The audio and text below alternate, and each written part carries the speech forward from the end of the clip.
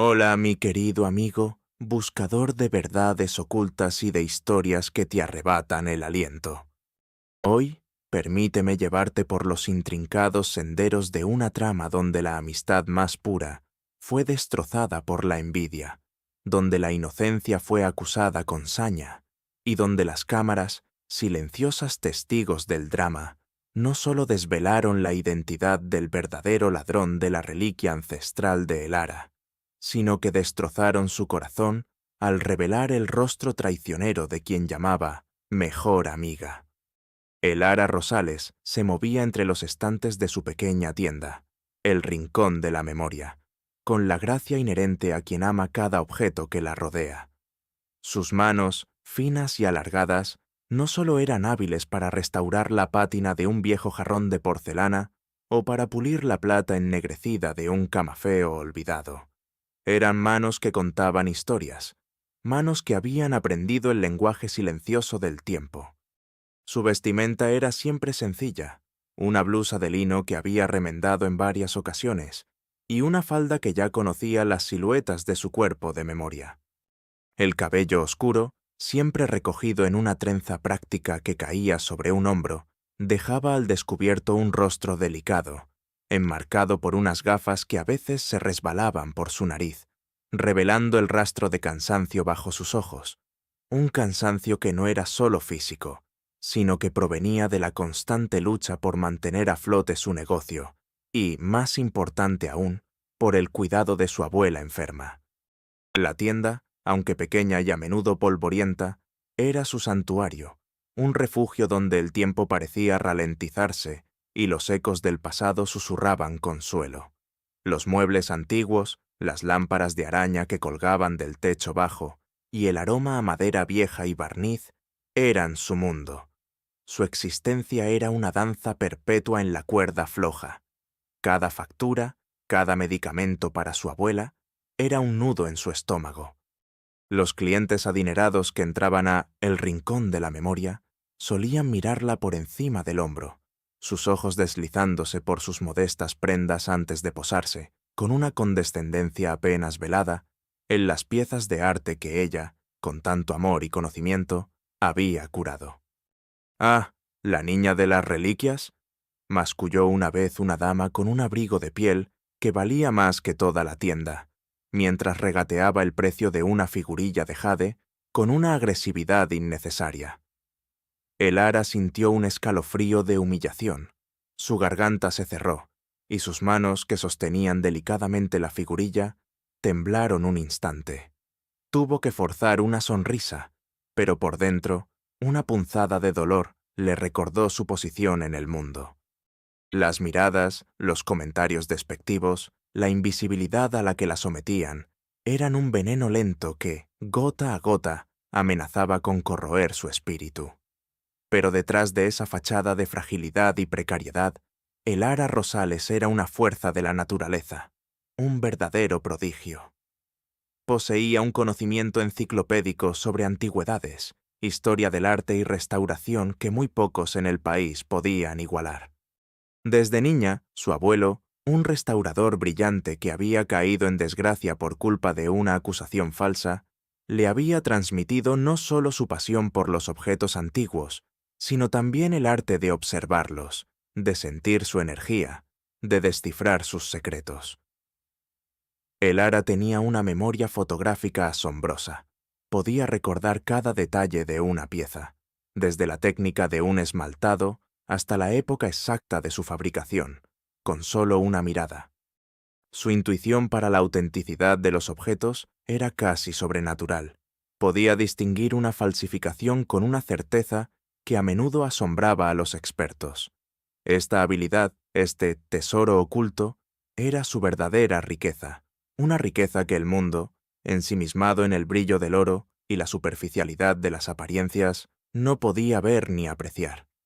Lo había guardado en lo más profundo de su ser, un arma secreta que aún no había tenido necesidad de blandir, pero que estaba lista, afilada y brillante, esperando el momento adecuado para deslumbrar a aquellos que la subestimaban. Su abuela, en sus momentos de lucidez, siempre le recordaba: Tu mente, Elara, es más valiosa que cualquier gema. Es un legado que nadie puede arrebatarte. Úsala con sabiduría y con verdad. Y Elara asentía, el eco de esas palabras resonando en su alma, dándole fuerza para cada nuevo día. En medio de su solitaria lucha, Elara tenía una mejor amiga, Lía. Lía era la personificación del glamour superficial, siempre impecablemente vestida con las últimas tendencias. Su risa era escandalosamente alegre, sus uñas perfectamente manicuradas. Solía visitar a Elara en la tienda, trayendo cafés caros y chismorreando sobre la vida en los círculos de la alta sociedad a los que Elara no tenía acceso. «Ay, Elara, ¿todavía con esos trapos viejos?», solía decir Lía, con una sonrisa demasiado brillante, mientras sus ojos evaluaban el polvoriento inventario con un desinterés apenas disimulado. «Deberías venir conmigo a los salones, conocer gente importante. Esto de las antigüedades es tan aburrido. ¿No te aburre? Deberías buscar un trabajo de verdad, algo que te dé una vida de verdad, Elara». Sus comentarios, aparentemente inocentes, eran como pequeños alfileres que se clavaban en la autoestima de Elara, hiriéndola sutilmente, haciéndola sentir que su pasión era una tontería. Lía era la amiga que siempre estaba ahí, pero su apoyo a menudo se sentía más como una constante verificación de la miseria de Elara, una reafirmación de su propia superioridad. Había una condescendencia en sus abrazos, una falsa preocupación en sus preguntas sobre la salud de la abuela, que Elara, en su ingenuidad, siempre atribuía a su propia paranoia. Un día, mientras Elara limpiaba una vitrina, un objeto captó su mirada con una fuerza inusual. Un relicario antiguo, de plata envejecida y grabados intricados. No era valioso en términos monetarios, pero era un objeto de su familia, el único recuerdo tangible que le quedaba de sus padres. Su abuelo se lo había dejado, una pieza que él mismo había restaurado con esmero y que, según la tradición familiar, traía buena fortuna y protegía a quien lo poseyera. Elara lo había mantenido en un lugar seguro, lejos de las miradas de los clientes, pero esa mañana, impulsada por una intuición repentina, lo había sacado para limpiarlo y sentir su presencia. Era una pequeña caja de metal finamente elaborada, apenas del tamaño de la palma de su mano, con un diseño floral que se entrelazaba con lo que parecían ser iniciales apenas perceptibles. La cerradura era diminuta y no se abría. La había mantenido durante años sin siquiera intentar forzarla, pues su abuelo le había dicho que su secreto se revelaría solo a la hora correcta. La había dejado sobre el mostrador, mientras atendía a un cliente, por un breve momento. Cuando el cliente se marchó, Elara volvió al mostrador, su mano extendida hacia el relicario. Pero no estaba. Su corazón dio un vuelco, un frío súbito le recorrió la espalda. Había desaparecido.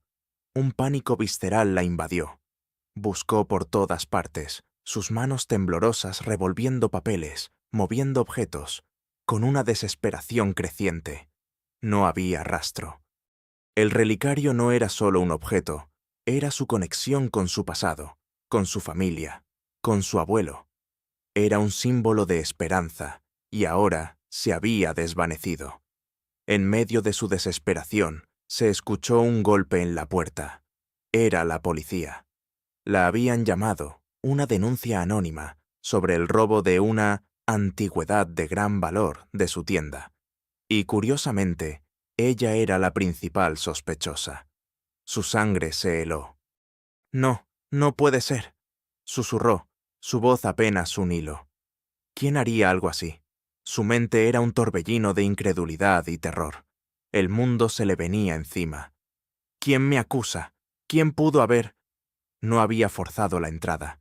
Era alguien que había tenido acceso, alguien de confianza. Su mente, aún en shock, comenzó a formular preguntas que no quería responder. La acusación fue un golpe directo a su ya frágil dignidad. Se sintió expuesta, humillada, traicionada. El interrogatorio fue una pesadilla.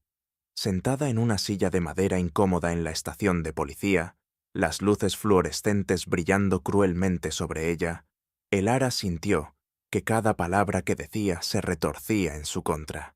El detective, un hombre de rostro adusto y mirada escéptica, la miraba con una mezcla de lástima y desconfianza. ¿Por qué robaría su propio relicario, señorita Rosales? ¿Problemas económicos? ¿Necesita el dinero? A veces la gente hace cosas desesperadas. Elara apretó los puños, la rabia mezclada con la impotencia. Yo no lo robé, nunca lo haría. Ese relicario es todo lo que me queda de mi familia. Es invaluable para mí, no por su precio, sino por su significado. Sus palabras sonaban huecas en la fría sala. Él le mostró el informe de la denuncia anónima, que la señalaba directamente. Una pieza valiosa, sí. Y la denuncia especificaba el relicario. ¿Quién sabía que lo tenía? ¿Quién sabía de su valor sentimental? Elara sintió que el aire se le escapaba de los pulmones. Solo unas pocas personas sabían de la existencia del relicario y de su valor sentimental. Su abuela, por supuesto, y Lía. Un escalofrío de incredulidad le recorrió la columna vertebral. No, Lía no. Lía era su mejor amiga. Era imposible. En medio de todo el caos, Lía apareció en la estación de policía, con los ojos llorosos y el rostro preocupado, simulando angustia. Elara, Dios mío, qué horrible. No puedo creer que te hagan esto. ¿Estás bien, mi pobre Elara? Abrazó a Elara con una efusividad que, en ese momento, Elara agradeció. Les he dicho a los policías que no eres capaz de algo así, que eres la persona más honesta que conozco. Pero ya sabes cómo son, sospechan de todo el mundo. Su voz era suave, consoladora, pero Elara sintió una punzada extraña. Recordó la mirada de Lía sobre el relicario justo esa mañana, apenas un segundo antes de que desapareciera. Había sido rápida, casi imperceptible, pero ahora, en retrospectiva, se le antojaba una mirada de ¿codicia? ¿O simplemente había sido su imaginación, su mente exhausta jugando con ella? No tengo nada que perder más que mi dignidad, y eso no lo van a tocar, se prometió Elara a sí misma, un fuego helado encendiéndose en lo más profundo de su ser. No voy a permitir que me hundan, no voy a ceder. Encontraré la verdad, cueste lo que cueste, y si Lía es la culpable, la enfrentaré, no importa cuán doloroso sea. Por mi abuela, por el legado de mis padres, por mi propio nombre, limpiaré mi honor. Al salir de la estación, bajo fianza, con la sombra de la acusación cerniéndose sobre ella, Elara se sintió desorientada. La tienda, su hogar, parecía ahora un lugar ajeno, contaminado por la sospecha. No podía abrirla, no podía trabajar. La prensa local, siempre buscando historias jugosas, ya había publicado un pequeño recuadro sobre la anticuaria acusada de robar sus propias reliquias. Los clientes se habían evaporado. Los vecinos la miraban con recelo. Elara pasó los días siguientes en una nebulosa de desesperación. La preocupación por su abuela, cuya salud empeoraba debido al estrés de la situación, era un peso constante. ¿Cómo iba a conseguir el dinero para sus medicamentos? ¿Cómo iba a defenderse? No tenía recursos para un abogado. Fue entonces cuando la chispa de su intelecto, largamente dormida bajo el peso de la supervivencia, comenzó a encenderse. Si nadie más va a buscar la verdad, lo haré yo misma, se dijo con una ferocidad que la sorprendió. Su mente, entrenada en la observación y el análisis de cada detalle, se puso en marcha. ¿Cómo se roba algo de un lugar sin forzar la entrada? ¿Alguien con una llave? ¿O alguien que fue lo suficientemente astuto para robarla y devolverla? Elara no había perdido las llaves de su tienda. Recordó que una vez, hacía meses, Lía le había pedido un duplicado para ayudarla a abrir si alguna vez estaba en apuros. Una oferta que Elara había aceptado con gratitud. Una punzada de náuseas le recorrió el cuerpo. No, no podía ser. Su investigación comenzó de manera metódica, casi forense. Elara se convirtió en su propia detective. Empezó por revisar las cámaras de seguridad de los negocios aledaños. Fue una tarea difícil. La mayoría eran reacios a compartir sus grabaciones, alegando privacidad o problemas técnicos. Pero Elara, con su mirada sincera y su voz cargada de una desesperación silenciosa, logró convencer a algunos. Pasó horas interminables sentada frente a pantallas de computadora, sus ojos fijos en los píxeles granulados, buscando cualquier anomalía, cualquier sombra fuera de lugar, cada persona que pasaba por la calle, con la meticulosidad de un cirujano. El zumbido constante del ventilador de la computadora era el único sonido en su pequeño apartamento, rompiendo el silencio de la noche. Sus recuerdos eran su mapa.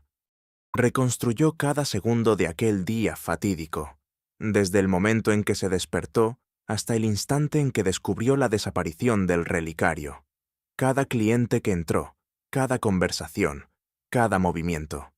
Recordó la ligereza de las bromas de Lia, sus comentarios sobre el relicario y ahora, en retrospectiva, su prisa por irse después de su visita. Las imágenes en su mente se reproducían una y otra vez, buscando la discordancia, el detalle que se le había escapado. Horas de concentración la dejaron con los ojos enrojecidos y la cabeza palpitante, pero no se rindió. El café, frío y amargo, era su único consuelo. Hubo momentos de profunda frustración.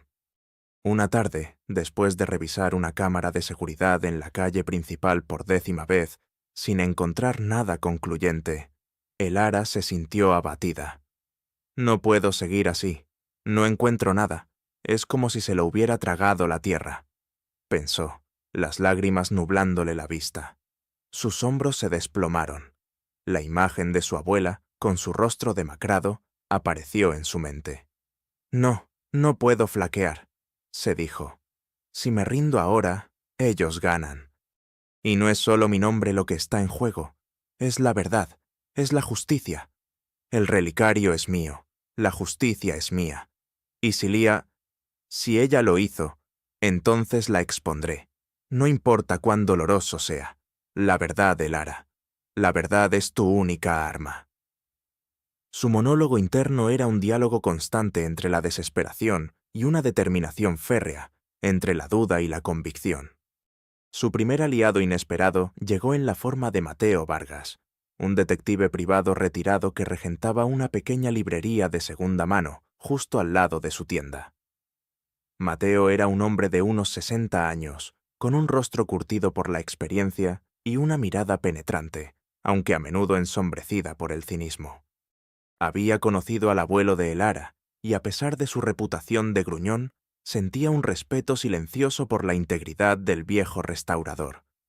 Cuando Elara, con su voz quebrada pero firme, se acercó a él buscando ayuda, Mateo inicialmente la despidió con un movimiento de mano. Lo siento, señorita Rosales, estoy jubilado. Además, la policía ya está en esto. No hay nada que yo pueda hacer. Pero Elara no se rindió. Sacó su cuaderno de notas, meticulosamente ordenado, con cada observación, cada horario, cada pequeña anomalía que había descubierto. Le mostró los croquis de la tienda, las posibles rutas de escape, sus deducciones sobre el tipo de ladrón. Y le habló del relicario, de su valor sentimental, del legado de su abuelo. Mateo la observó, y en sus ojos vio no solo la desesperación, sino la misma chispa de intelecto y el mismo espíritu inquebrantable que había admirado en su abuelo. «Veo que has hecho tu tarea, jovencita», dijo Mateo, su voz un poco más suave. «Esto no es solo un robo para ti, ¿verdad? Es algo más profundo». Elara asintió, las lágrimas asomando por fin a sus ojos. «Es mi vida, señor Vargas. Es mi honor». Mateo suspiró, el cinismo cediendo paso a una punzada de compasión. «Está bien, Elara, te ayudaré. Pero esto va a ser complicado, y tendrás que confiar en mí». Y así, la improbable alianza se forjó. Mateo, con sus contactos en el mundo policial y forense, le abrió puertas a Elara, que antes estaban cerradas. Le enseñó a analizar la escena del crimen con ojos de detective, a buscar huellas dactilares latentes, a entender la psicología de un criminal. Compartieron interminables noches en la tienda, revisando cada rincón, cada mueble, buscando la más mínima pista que los policías habían pasado por alto. Mateo le enseñó a ser paciente, a observar el comportamiento de la gente, a leer entre líneas. Él, a su vez, quedó asombrado por la capacidad de deducción de Elara, por su memoria idética y su intuición. Sus conversaciones, inicialmente formales, se convirtieron en un intercambio fluido de ideas, donde Elara no solo recibía conocimiento, sino que también aportaba nuevas perspectivas, sorprendiendo a Mateo con la profundidad de sus observaciones. El segundo aliado llegó del café de al lado. Se llamaba Isabela, una estudiante de informática de unos 20 años, con cabello de colores vibrantes y una energía desbordante. Elara la había ayudado una vez a identificar una falsificación en una subasta online, salvándola de una estafa considerable. Cuando Isabela se enteró de la acusación contra Elara, sintió una rabia justa. Se acercó a Elara y Mateo, ofreciendo sus habilidades con los ordenadores y las redes. «Señorita Elara, sé que es inocente. Déjeme ayudarla. Puedo acceder a bases de datos públicas, buscar grabaciones de cámaras de tráfico, de cámaras de edificios cercanos, donde la policía quizás no ha buscado». Isabela era un prodigio de la tecnología, capaz de sortear firewalls y obtener información que parecía inaccesible. Con su ayuda, Elara y Mateo lograron acceder a grabaciones de cámaras de seguridad que estaban un poco más alejadas de la tienda, cámaras que cubrían los callejones traseros y las calles laterales. Las interacciones entre Elara e Isabela se llenaron de una admiración mutua. Isabela impresionada por la inteligencia de Elara y Elara asombrada por la agilidad mental y tecnológica de la joven. Mientras la investigación de Elara, Mateo e Isabela avanzaba, Lía comenzó a sentir la presión. Su comportamiento, antes tan sereno y comprensivo, empezó a cambiar. Una tarde, Lía se presentó en la tienda de Elara con el pretexto de traerle un poco de comida casera. Su sonrisa era demasiado forzada, sus ojos demasiado inquietos. «Elara, ¿sigues con esto? Deberías dejarlo. Es doloroso. La policía te está investigando. Es mejor pasar página.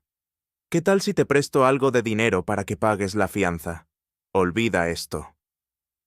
Su voz era suave, pero Elara sintió una urgencia en ella, un deseo de que ella abandonara el caso. «No puedo, Lía. No puedo parar hasta que la verdad salga a la luz», respondió Elara, observando cada microexpresión en el rostro de Lía. Elara sintió el corazón latirle con fuerza. Era una mezcla de pánico y una fría certeza. ¿Sabe algo? Hay algo en su mirada que no es preocupación, es pánico. Su voz es demasiado dulce, sus preguntas demasiado directas. Está asustada. La red se está cerrando. La tensión escaló. Lía, en su desesperación, intentó un último movimiento. Le ofreció a Elara una gran suma de dinero para comprar el relicario, incluso antes de que fuera encontrado. «Para tu tranquilidad, Elara. Sé lo mucho que significa para ti. Si lo encontramos, te lo compro por lo que vale. Así puedes recuperarlo y olvidarte de todo este calvario». Elara la miró, los ojos de acero. «El relicario no está en venta, Lía. Nunca lo estará». La cara de Lía se contorsionó en una máscara de ira y frustración apenas contenida. «¡Eres una tonta! ¡Te vas a hundir por esto!», gritó Lía, su voz perdiendo toda su dulzura, revelando un dejo de amargura y celos que Elara nunca antes había percibido. «Nadie te creerá. Eres una nadie. Siempre lo has sido. Una simple anticuaria con trastos viejos». Las palabras dolieron, pero también confirmaron la sospecha más terrible de Elara. Su monólogo interno fue un torbellino de emociones. Aquí está. La máscara ha caído. Esto no es solo por el relicario, es por su envidia, por su resentimiento hacia mi vida, hacia lo que soy. Me ha menospreciado, me ha humillado, me ha creído débil. Y ahora me acusa y me manipula. Pero no voy a parar hasta que la verdad grite. No voy a permitir que la culpa recaiga sobre mí ni un segundo más. Cada palabra de Lía, cada intento de manipulación, solo me da más fuerza. Esta es mi batalla, y no la perderé. El día de la audiencia preliminar llegó con una atmósfera densa y cargada de expectativa. Era una sala pequeña en la comisaría, una mesa de madera en el centro, sillas duras y luces fluorescentes que parpadeaban. Elara se sentó con Mateo e Isabela a su lado. Frente a ellos, el inspector Rodríguez, con su rostro inmutable, y un joven fiscal, su expresión de aburrimiento apenas velada. Y por supuesto, Lía, sentada en la silla de testigo, al lado del fiscal, con una expresión de preocupación forzada, como la amiga leal que venía a apoyar a su inocente, Elara. Llevaba un traje caro, de diseñador, su cabello rubio impecablemente peinado, su rostro maquillado para ocultar el rastro de la noche de insomnio que Elara imaginaba había pasado. La tensión era palpable, el silencio casi ensordecedor. El inspector Rodríguez comenzó. «Señorita Rosales, ¿tiene algo nuevo que aportar a su defensa? Las pruebas actuales, la denuncia anónima y el hecho de que usted estaba en la tienda en el momento del robo no la favorecen». El fiscal asintió con una expresión de superioridad. Elara tomó un profundo respiro, su corazón latiéndole con una fuerza serena, no de miedo, sino de determinación. «Sí, inspector, tengo algo nuevo. La verdad». Su voz, aunque tranquila, resonó en la pequeña sala. Lía, a su lado, tensó la mandíbula, pero mantuvo su expresión de falsa preocupación. «Permítanme ilustrarles, inspector, fiscal», dijo Elara, dirigiéndose a ellos. «A lo largo de las últimas semanas, con la inestimable ayuda del señor Mateo Vargas y de la señorita Isabela García, he estado llevando a cabo mi propia investigación. No solo para limpiar mi nombre, sino para encontrar al verdadero culpable». El fiscal soltó una risa condescendiente. «Una anticuaria jugando a ser detective. Esto es absurdo». Mateo se adelantó un poco. «Le aseguro, fiscal, que la señorita Rosales es mucho más que una anticuaria. Su mente es más aguda que la de muchos detectives con los que he trabajado». «Isabela», continuó Elara, ignorando la burla del fiscal. «Por favor, proyecta la secuencia de vídeo». Isabela tecleó rápidamente en su laptop, y en la pequeña pantalla de televisión en la sala apareció una imagen granulada de la calle frente a la tienda de Elara. «Esta grabación», explicó Elara, su voz un hilo inquebrantable de acero, «fue obtenida de la cámara de seguridad de la lavandería de la esquina, a la que el equipo forense de la policía no pudo acceder por fallos técnicos». En la pantalla se veía la acera. Era la mañana del robo. Los minutos pasaron lentamente. El silencio se hizo más profundo en la sala, solo roto por el suave zumbido de la laptop de Isabela. De repente, una figura apareció en la pantalla. Una mujer, con una gorra de béisbol calada y gafas de sol, su rostro apenas visible, caminando por el callejón trasero de la tienda de Elara. La hora en la pantalla coincidía con el lapso de tiempo en que el relicario había desaparecido. La figura, que parecía una sombra, se acercó a la puerta trasera de la tienda, la abrió con una llave, entró y salió un minuto después, con algo pequeño en la mano, escondido rápidamente en su bolso. El inspector y el fiscal se inclinaron, sus ojos fijos en la pantalla. «No se ve bien el rostro», dijo el fiscal, con un tono aún escéptico. «Cierto», asintió Elara. «Pero Isabela, ¿podrías aplicar el filtro de mejora de imagen que creaste ¿Y luego la superposición de patrones de andar? Isabela hizo clic. La imagen se aclaró milagrosamente. Aunque aún no era nítida, la silueta de la mujer, su forma de andar, el movimiento de su brazo al abrir la puerta, se volvieron inconfundibles para Elara.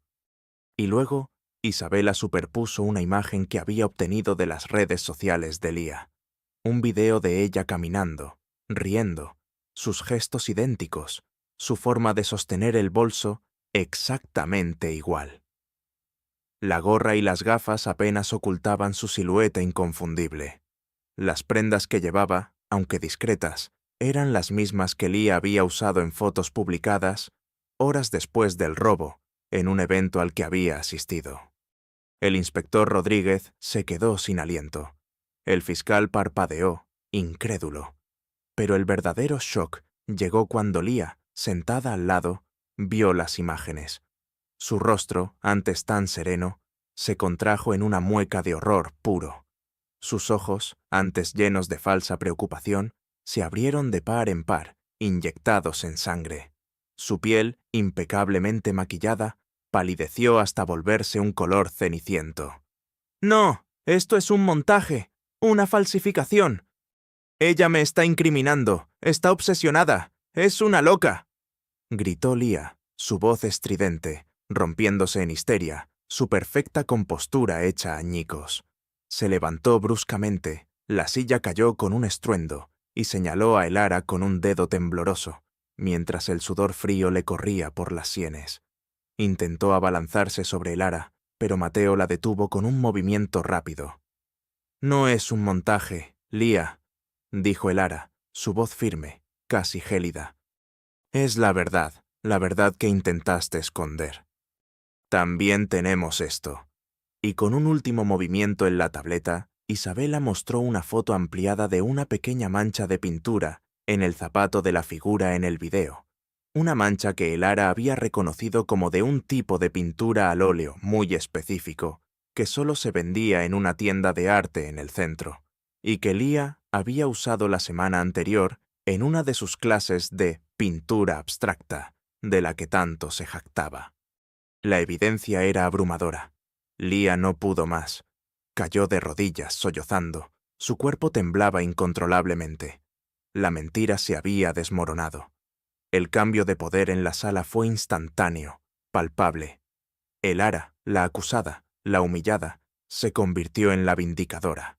Lía, la mejor amiga, la traidora, la culpable, se derrumbó en un charco de desesperación. El inspector Rodríguez, con una expresión de horror y vergüenza por su error de juicio inicial, se acercó a Lía. «Señorita Morales, queda arrestada por robo, falsificación y perjurio. Todo lo que diga podrá ser usado en su contra». Las palabras apenas habían salido de su boca cuando las esposas sonaron, un sonido metálico y final. Lía fue arrastrada, sus gritos resonando en la sala mientras la llevaban. El fiscal, pálido y aturdido, se disculpó con Elara, sus palabras entrecortadas. «Señorita Rosales, lo siento, hemos cometido un error terrible. La evidencia es innegable. La felicitamos por su valentía». El relicario, recuperado de la casa de Lía, fue devuelto a Elara. Ella lo tomó entre sus manos, el frío metal transmitiéndole una calma inesperada. La justicia, finalmente, había prevalecido. La caída de Lía, visceral y pública, había comenzado. La caída de Lía fue swift y brutal. El juicio fue un mero formalismo. La evidencia, tan meticulosamente recopilada por Elara, era irrefutable. Las grabaciones de vídeo, los testimonios de Mateo e Isabela y las contradicciones de Lía en el estrado, que pasaron de la negación a la histeria, sellaron su destino. Fue condenada por robo y perjurio, y su sentencia de prisión fue un shock para la alta sociedad que antes la había adulado. Las portadas de los periódicos, que antes habían insinuado la culpabilidad de Elara, ahora mostraban el rostro descompuesto de Lía, esposada, con titulares que gritaban «La traición en el corazón de la amistad» y «La falsa amiga tras las rejas». Sus supuestos amigos de la élite se esfumaron, su número de teléfono borrado de sus contactos, su nombre evitado en las conversaciones. El mundo que la había reverenciado por su superficial brillo, ahora la despreciaba, la señalaba con el dedo, recordándole su vergüenza. En la prisión, Lia perdió su glamour, su sonrisa forzada y su risa estridente. Su nueva realidad era la de una celda fría, la comida insípida y la compañía de mujeres que no tenían ni una pizca de la sofisticación que ella tanto valoraba. La envidia que la había carcomido ahora la consumía en soledad y arrepentimiento. Su degradación fue total, un recordatorio sombrío de que el brillo exterior no puede ocultar la podredumbre interior. El triunfo de Elara, en cambio, fue resplandeciente. Su historia, la de la joven anticuaria que limpió su nombre y desenmascaró la traición, se convirtió en una leyenda urbana y luego en una noticia nacional. Los medios la buscaron. Su tienda se llenó de clientes y curiosos, no solo de compradores, sino de personas que querían conocer a la mujer que había encarnado la justicia. El rincón de la memoria floreció. Elara invirtió en la expansión, creando un ala dedicada a la restauración de piezas históricas y un pequeño museo interactivo para el público, donde compartía su conocimiento y su pasión. La primera y más grande bendición de su éxito fue la recuperación de su abuela. Con los mejores especialistas, los medicamentos más avanzados y, sobre todo, la paz de espíritu que le dio ver a su nieta reivindicada y feliz, la abuela de Elara comenzó una recuperación sorprendente, volviendo a pintar y a contar historias de su pasado. Elara también fundó una organización sin fines de lucro, Guardianes del Legado, para ayudar a pequeños artesanos y dueños de negocios a proteger su propiedad intelectual y a navegar por los complejos desafíos legales, ofreciendo asesoramiento gratuito y recursos. Dio charlas inspiradoras en universidades y centros comunitarios. Su voz, antes tan suave, ahora resonando con la autoridad de la experiencia y la sabiduría. Los reencuentros fueron un capítulo aparte en su nueva vida. Un día, el inspector Rodríguez, con un ramo de flores en la mano, se presentó en el rincón de la memoria. Su rostro, antes adusto, mostraba una genuina vergüenza. «Señorita Rosales», dijo, su voz ronca, «vengo a disculparme por mi escepticismo, por mi falta de visión. Usted nos ha enseñado a todos una lección de humildad y de justicia». Elara, con una sonrisa amable, aceptó las flores. «Todos aprendemos, inspector. Lo importante es que la verdad salió a la luz». Su respuesta no fue de resentimiento, sino de una serena comprensión que desarmó al policía, quien desde ese día se convirtió en uno de sus más fervientes admiradores.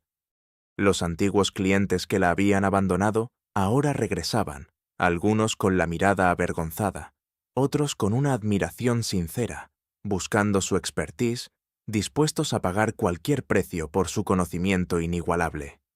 Elara los recibía a todos con profesionalismo, su paz interior inquebrantable.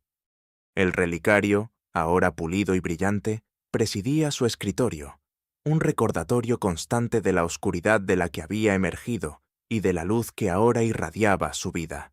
Su nuevo apartamento, amplio y luminoso, estaba lleno de libros, de obras de arte que ella misma había restaurado, pero conservaba la calidez y la modestia que siempre la habían caracterizado.